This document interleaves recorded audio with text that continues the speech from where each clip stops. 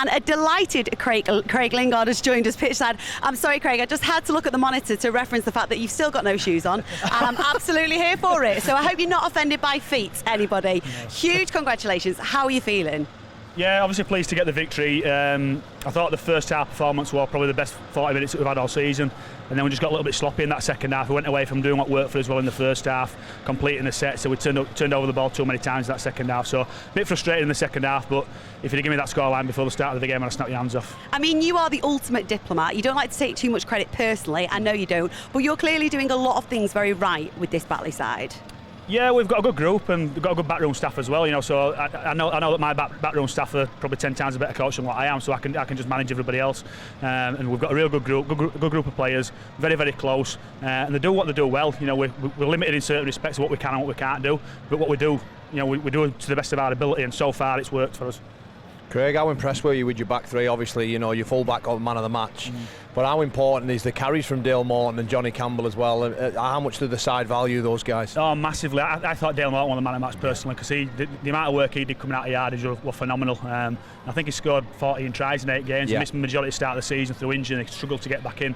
And you know, we said to people that are struggling to get in the side, when your chance comes, you've just got to take it. And Dale's done that. I thought Johnny Campbell, he struggled in that second half a little bit. I think he was struggling at half time. He's just a bit under the weather, so we kept an eye on him. But Luke Cooley as well, he just keeps growing week on week, and I think he's one of the best fullbacks in the championship now. Certainly, mate. Yeah, certainly. One thing I was impressed tonight with your team is I just thought you shared the workload a lot. I think it was evident too to see the competitive nature within your team. I think you out-competed, you out-enthused, you out-energised the opposition. I think you said, you're right, you spoke about you play to your strengths. I think you saw that was evident there tonight. But I just thought, again, a real good team performance from the Batley Bulldogs, which I think is epitomising the consistency that you're getting this season.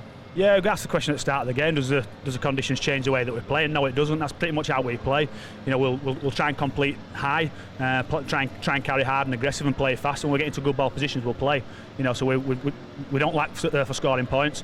But yeah, the work rate was shared out, and it was a real conscious conversation that we had in the change room before we came out, that the back three and the back five, get in there, give the middles a bit of a rest. You know, the defending repeat sets in them conditions is really tricky for the middle guys. So I thought the back five were just outstanding today with the work that took off the middles. Craig, is competing and effort something that you focus on? Is it one of your philosophies around the game? Because I lost count of the amount of times, we mentioned it in commentary, the amount of times that left edge side of yours, when a kick went up, we actually referenced it as a kick sprint. It wasn't a kick chase, it was a kick sprint, and off a result of that, you're just able to sort of control any sort of yardage carries that York were able to do. Is that something that you drive into these players, or is that much a player-led thing? It's a bit of both, to be fair. Now, we, as a coaching group, we tell the players what we want, and we instruct the players what they want, but they very much direct it as well themselves. But it is certainly something. We look at the 1% efforts that we want, you know, the kick chase and restrict the yard, and we know that in the conditions today, the heat today, that coming away from your own line in your own 20, if you did that consistently, it's very difficult to buy field position.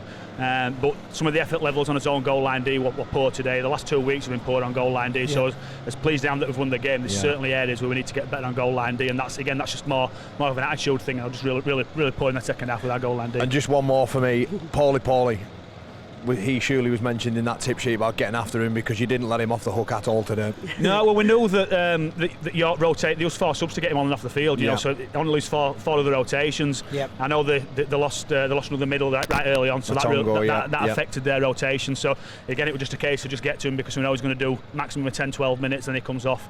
And we've got a little bit of joy when we were on there, but you can only get that joy if you complete, and you're carrying really well and pushing and playing fast, and that's what we did in the first half, I think. Oh, brilliant, mate. Smart stuff. You're talking about the bench there as well, referencing the bench. How impressed with your bench this evening? Because I thought Alistair Leake, he looked lively when he came off. Even James Meadows only come on at the back end, but he had some telling touches.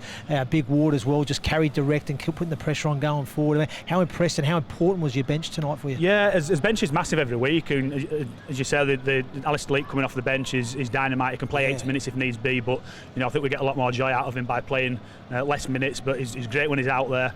But just the directness that we get, and the quickness and the speed that it brings to it. But that first half, we wanted to push his middles as far as we could and see if we could save five rotations for the second half, and we did.